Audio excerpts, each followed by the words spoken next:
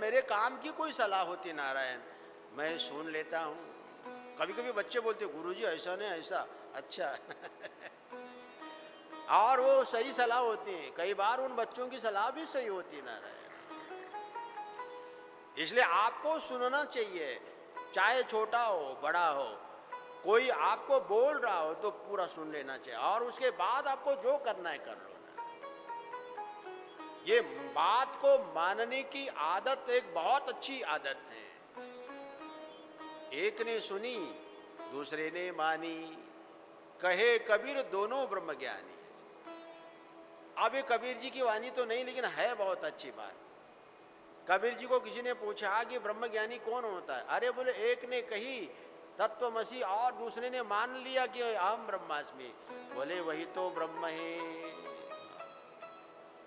नारायण। आज सती ने भगवान शिव की बात नहीं मानी और वो चली गई यज्ञ स्थल पर, नंदी को साथ लिया और भी उनके सेवकगण साथ थे नारायण। बड़ी बड़ी खुशी थी, मैं जाऊंगी अपने माता पिता को मिलूंगी, बहनों को मिलूंगी और उनसे अनेकों प्रकार के उपहार ले लूंगी, उपहार दे दूंगी। बड़ी खुशी थी। लेकिन वहां जाकर मालूम पड़ा भगवान शंकर के लिए कोई स्थान वहां नहीं था नारायण, वहां कोई स्थान नहीं था। घोर अपमान हुआ, घोर तिरस्कार देखा उन्होंने। कहीं भी आसन नहीं, कहीं पूछ नहीं, किसी ने नहीं पूछा कि आओ ये भगवान शंकर का स्थान है और यहाँ भगवान शंकर बैठे नारायण। अभी जैसे कि हम लोग अनेकों अखाड़ों के महामंडलेश्वर लोग होते हैं, मैं महानिर्वाणी अखाड़े से हूँ, और वहाँ जब अपने अखाड़े में जाते हैं या और कहीं जाते हैं तो वहाँ बैठने के आसन लगा दिए जाते हैं और वो बताया जाता है कि महाराज ये आपका आसन है। और कई बार तो नाम लिख दिया जाता है, अमुक महात्मा का आसन, अमुक महात्मा का आसन। और वो देख करके नारायण आप बैठो, आपका सम्मान हो गया। आप गए लेकिन आपका आसन लगा नहीं है। इसका मतलब कि वहां आपका आसन नहीं, आपका कोई सम्मान नहीं है। देखा सती ने और वो क्रोध में आई नारायण, क्रोध में समझ गई मेरे पति का अपमान, मेरे शिव का अपमान, मेरे शिव का अपमान है, मेरा अपमान है, मेरा अपमान है। और उसी समय नारायण उन्होंने निर्णय लिया, मेरे पिता ने जो भी मेरे को उपहार दिया है अब मैं उसको वापस करूंगी। अब क्या सबसे बड़ा उपहार क्या है? ये शरीर है नारायण। उन्होंने सोचा कि ये शरीर मेरे को पिता ने दिया है और अब इस शरीर को मैं नहीं रखूंगी और इस शरीर को छोड़ करके मैं नया शरीर धारण करूंगी और नया शरीर धारण करके तप करूंगी और अगले जन्म में मैं पुनः शिव की पत्नी बनूंगी।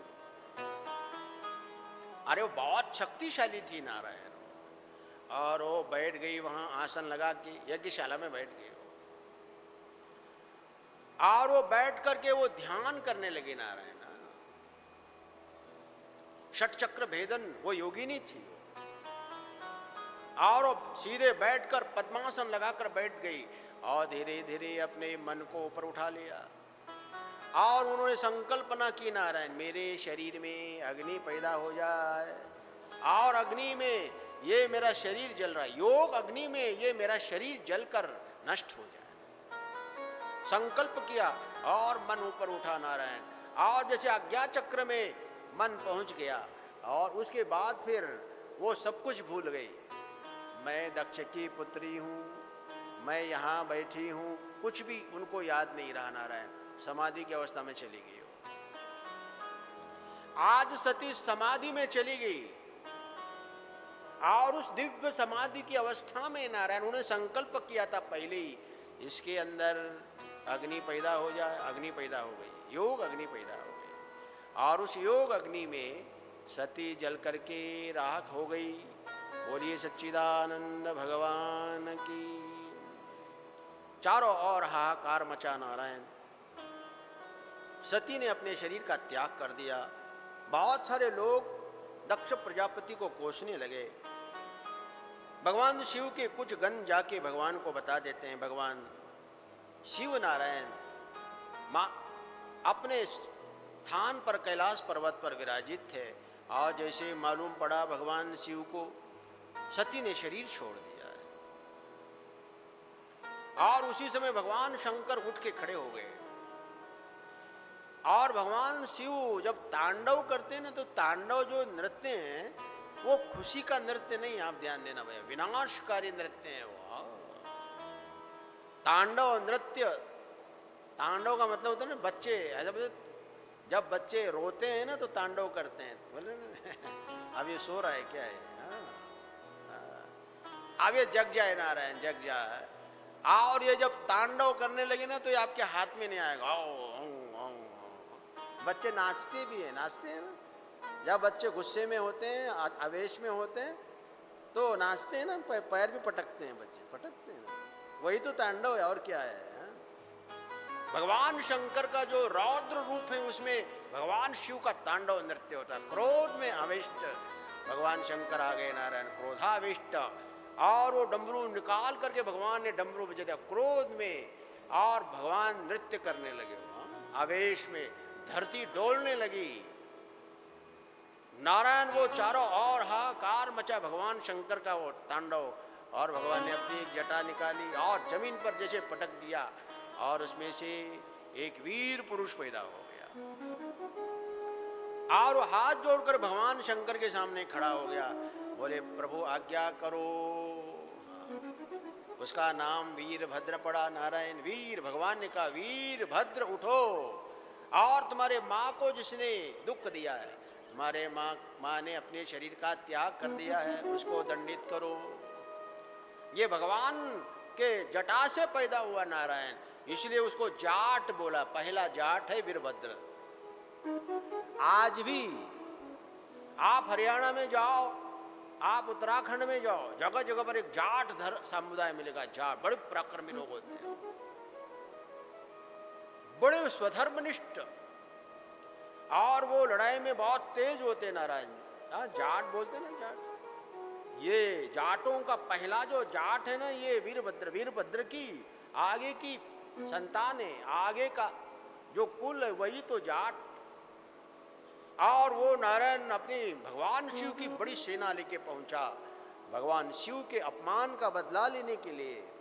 और वो बड़ी भारी सेना नारायण जाटों की, और वो पहुंच गई दक्ष प्रजापति के यज्ञ स्थल पर।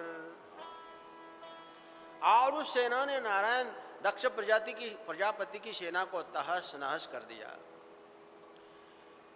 और दक्ष प्रजापति को मार दिया, उसका सिर काट करके यज्ञ कुंड में डाल दिया, और वो वापस आ गए नारायण।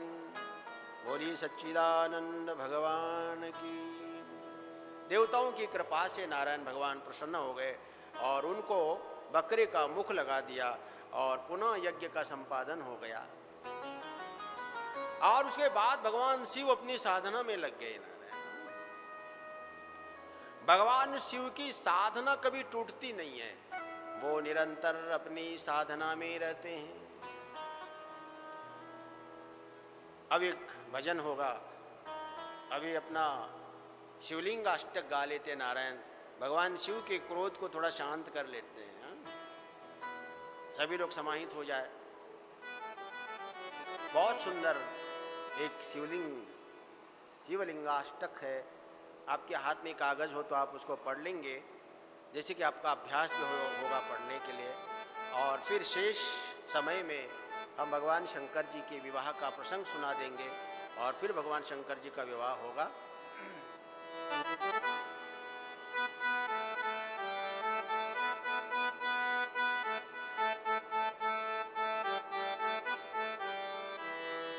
ब्रह्म मुरारे सुरर्चित लिंगम निर्मल भाषित शोभित लिंगम। ब्रह्म मुरारे सुरार्चित लिंगम निर्मल भाषित शोभित लिंगम। जन्मन दुःख विनाशक लिंगम तत्प्रणमामि सदा शिवलिंगम। जन्मज दुःख विनाशक लिंगम तत्प्रणमामि